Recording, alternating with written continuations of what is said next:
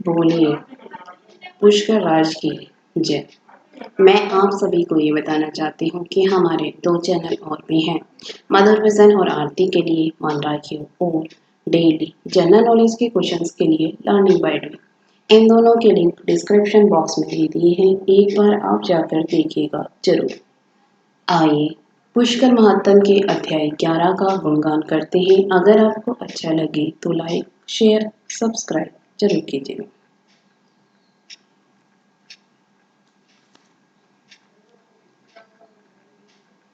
ऋषियों ने कहा, हे सूतपुत्र, यह जो आपने नंदा सरस्वती कही वह पहले धेनु रूप हो, वह नदी क्यों हो गई? सूत जी ने कहा, हे विपेंद्र, पापों के नाशक नंदा नदी की कथा आपसे कहता हूँ, सुनो। एक प्रभंजन नाम का राजा था। उसके राज्य में दुर्भिक्ष, रोग, दुख, शत्रु का नाम निशान नहीं था। वह राजा क्षत्रिय का धर्म जानकर मृग का शिकार करने के लिए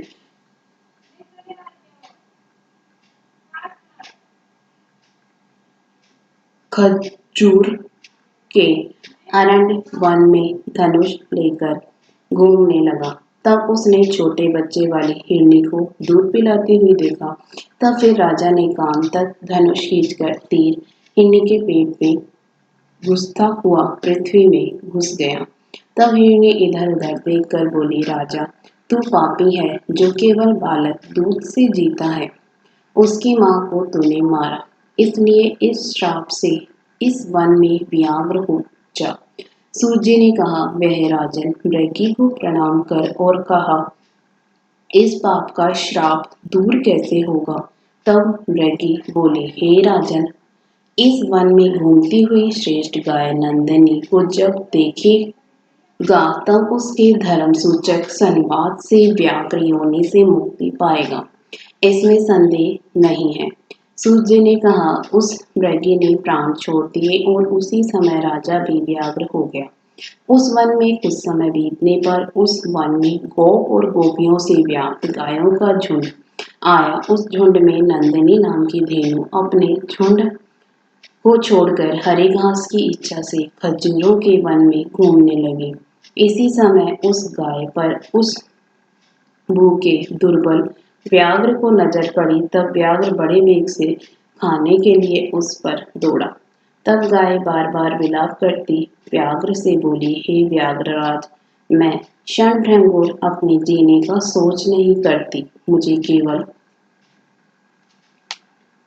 बालक बछड़े का सोच आ रहा है और मैं घर जाकर बछड़े को दूध पिलाकर तथा शिक्षा देकर सत्य का आश्रय लेकर वापस आती हूँ। और धेनु ने सौगंध खाकर कहा, मैं शीघ्र वापस आऊंगी।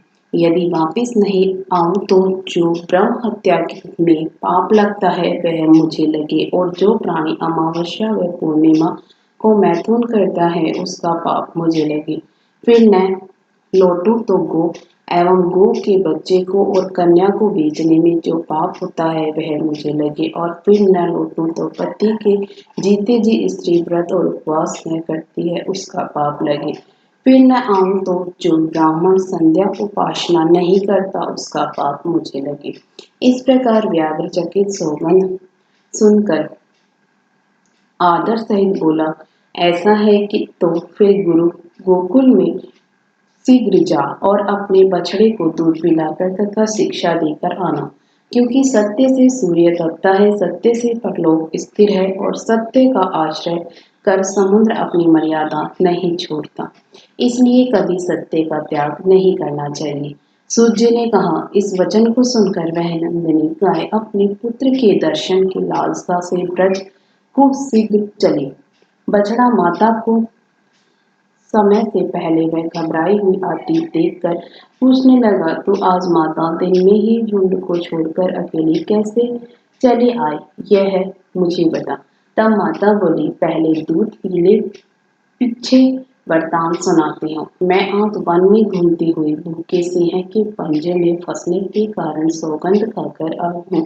हे बालक, तुम जीव के लोभ में झुंड को छोड़कर अकेले मत जाना। बछड़ा बोला, माँ, तुम यहीं ठहरो और मैं सिंह की भूख स्वयं को खिलाकर शांत करूंगा। क्योंकि गंगा में समान तीर्थ, विष्णु के समान देव, विद्या के समान दान और माता के समान कोई पूज्य नहीं है। तब माता बोली, तू मेरे वंश का अकेला जीव है और तेरे मरने से वंश का नाश हो जाएगा और इससे पितरों को हानि होगी। इसलिए तू घर में रहकर यथोचित मेरे वंश की वृद्धि कर। सूर्य ने कहा कि वह धेनु बछड़े को छोड़कर वहां पर पहुंची जहां वन में व्याघ्र धेनु का इंतजार कर रहा था।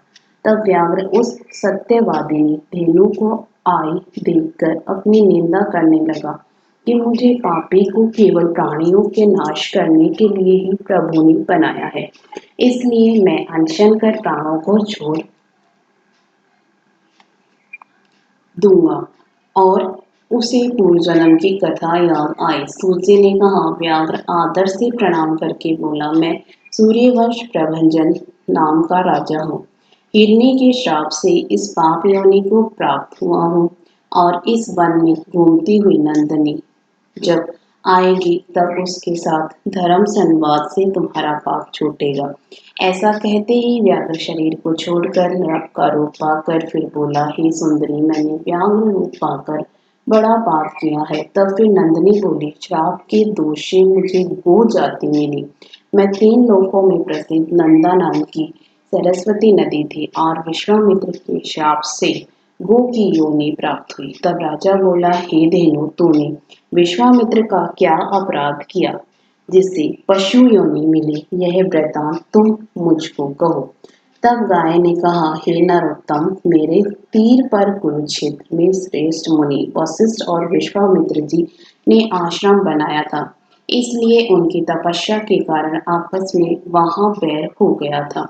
तब महातपस्वी विश्वामित्र ने मुझसे कहा कि स्नान के लिए जब वशिष्ठ मुनि आए तब वेग से दोनों कानों में पानी भर अपने आश्रम में ले आ, फिर उनको अपने ही आश्रम में लाकर मार डालना। तब फिर सरस्वती नदी ने कहा कि ब्राह्मणों को मारने का उद्यम नहीं करती। तब श्रेष्ठ ब्राह्मण क्रोध से बोला कि तूने मेरी आज्ञा का पालन नहीं किया, इसलिए मेरे श्राप से धेनु योनि को प्राप्त हो। तब धेनु दुखी होकर ब्रह्मा के पास गई और ब्रह्मा को अति दीन दुखी वाणी से विश्वामित्र के श्राप का वृतांत सुनाया। तब ब्रह्मा जी बोले कि विश्वामित्र का श्राप किसी प्रकार मिथ्या नहीं हो सकता, इसलिए कुछ काल तक पृथ्वी पर गोरूप पाकर श्राप के अंत तक ठहरो, क्योंकि हे भद्र, पृथ्वी पर मेरा प्रिय तीर्थ पुष्कर है, वहां तेरा वास होगा। जब प्रभंजन राजा व्याघ्र योनि पाएगा तब उसके साथ धर्म संवाद होगा। तब तुम दोनों का श्राप दूर होगा और प्राचीन नदी तेरे साथ संगम करेगी। जो मनुष्य पवित्र संगम में त्रयोदशी के दिन जाएगा और वहां स्नान करेगा, वह नर पृथ मेघ यज्ञ के संपूर्ण फल को प्राप्त करेगा। सूत ने कहा, ऐसा कहते ही वह नंदिनी गाय मच कच्छप से पूर्ण नदी का रूप हो गई और वह राजा सरस्वती के संगम पर आश्रम बनाकर बड़ा तेज तप करने लगा। इस प्रकार वह नंदिनी नंदा सरस्वती के नाम से मृत्युलोक में प्रसिद्ध हुई, जिसके दर्शन मात्र से ही मनुष्य पाप से छूट जाता है। सूर्य ने कहा, यह नंदा देवी नदी का उत्तम महात्म्य मैंने आपको सुनाया। इसके साथ ही 11वां अध्याय समाप्त।